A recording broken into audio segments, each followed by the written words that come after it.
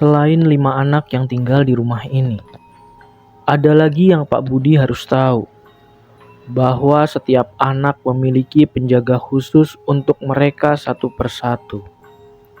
Dan biasanya, mereka dipanggil dengan sebutan Dayang Abdi. Kesemua Dayang Abdi ini adalah seorang perempuan. Semua yang Bu Asiri ceritakan membuat Pak Budi teringat dengan perempuan yang ia lihat tadi. Apakah anak kecil itu adalah salah satu dari 5 anak itu? Bila benar, maka perempuan yang ada di belakangnya adalah seorang Dayang Abdi.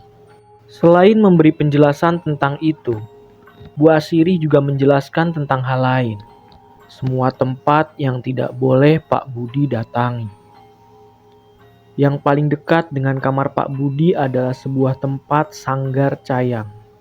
Sebuah bangunan yang hampir sama seperti gazebo. Namun ada di seberang bangunannya.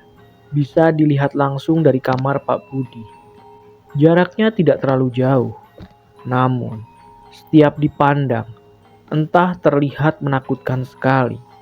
Seolah ada yang berdiri di pelataran gazebonya. Pak Budi mengangguk. Pertanda ia mengerti penjelasan Bu Asiri.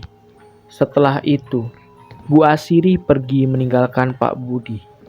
Ada satu hal yang membuat Pak Budi merasa asing saat berdiri di sini.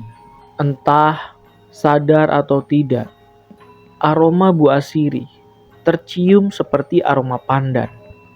Mengingatkannya pada sosok kuntilanak yang sudah sering ia dengar di desa. Namun, mulai hari ini, ia akan sering bertemu beliau. Saat malam, kondisi rumah ini nyaris sepi, sunyi. Penerangan rumah ini pun hanya ada di beberapa sudut. Pak Budi menghisap beberapa batang rokok. Ia duduk di depan kamarnya, memandang persis gazebo yang tidak boleh ia datangi bila tidak bersama Bu Asiri. Entah karena bosan atau apa, Pak Budi berjalan mau melihat keseluruhan rumah ini, meski hanya dari luar rumah. Tapi ia tahu, larangan itu tidak akan pernah ia langgar. Jadi, Pak Budi menghindari gazebo itu. Ia berjalan menuju ke halaman rumah, tempat melihat anak lelaki kecil itu. Ia kemudian menelusuri kebun. Cahayanya temberam hanya dari lampu kekuningan. Berbekal rokok, Pak Budi mencoba membuang sepi. Namun, rumah ini benar-benar bukan rumah yang menyenangkan. Sejak awal tiba di sini, Pak Budi masih merasakan bila ia seperti sedang diawasi. Setelah menempuh jalan setapak di kebun, sampailah ia di kolam ikan itu. Ada pohon di sampingnya, lengkap dengan kursi kayu di sampingnya. Di sanalah ia melihat perempuan itu berdiri. Pak Budi kemudian duduk. Pandangannya tertuju pada kolam ikan. Lama ia duduk di sana. Tiba-tiba, seseorang mendekatinya. "Mas?" Pak Budi langsung berbalik karena kaget dan mendapati perempuan itu memandangnya. Masih dengan tatapan tidak mengenakan itu, seolah tanpa ekspresi yang membuat bulu kuduknya berdiri. "Masnya baru kerja di sini?" Suaranya sangat dingin.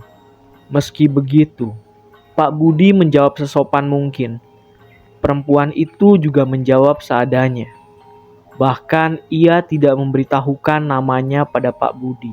Ketika mereka masih saling berbincang satu sama lain, tiba-tiba Pak Budi baru menyadari di belakang perempuan itu ada anak lelaki bersembunyi di balik badannya, mengintip dengan ngeri.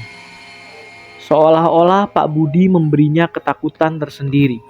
Satu hal yang Pak Budi ingat sebelum perempuan itu pergi. Kalau jadi Anda, kalau sudah malam seperti ini, lebih baik tidak kemana-mana. Anda belum tahu apa yang ada di sini. Permisi, Mas. Dengan senyuman menyeringai, si perempuan pergi, meninggalkan Pak Budi sendiri di dalam keheningan itu. Seketika, ketakutan seperti merasuki Pak Budi.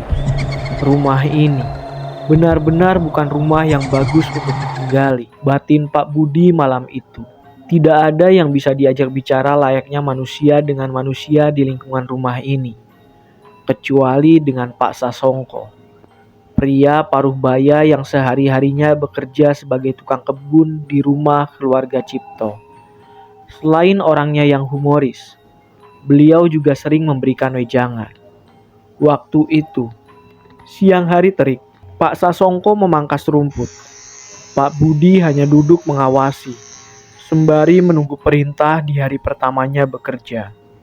Untuk membuang sepi, Pak Budi bertanya perihal bangunan gazebo yang terletak di seberang. Mimik wajah cerah Pak Sasongko berubah. "Masnya mau ke sana?" tanya beliau. "Belum, Pak. Tapi saya penasaran. Sebenarnya itu bangunan untuk apa ya?"